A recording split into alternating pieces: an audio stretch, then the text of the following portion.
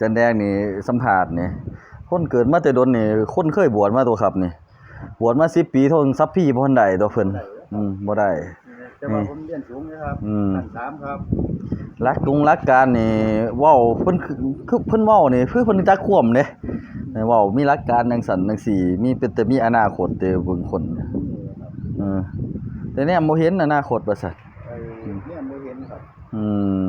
แต่ว่ามันแจ้งนำคู่มือครับมันก็ต้องเห็นครับมื้อนี้ผมก็ต้องเฮ็ดหยังแล้วนะโอกาสได้หน้าบ้านมันแท้ครับต้องเป็นจังซั่นโอ้วงการยาบ้าไปวงการยาบ้าคุมื้อวงการยาบ้าครับผมเลิกมาโดนนะครับ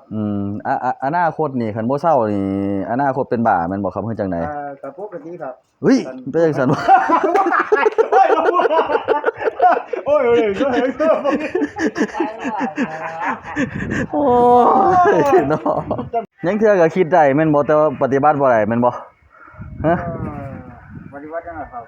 ยังเทื่อดิเฮ็ดมามีหลักการแนวนั้นแนวนี้มันยังคือถิ่มบ่ได้ครับเรื่องพวกมันติดคือจังไดครับแนวใดเรื่องใดครับเรื่องอีแดงคืออีครับมื้อแรกไปสอนหวกไหมสอนหวกได้มื้อแรกนะไปเฮ็ดงานก่อน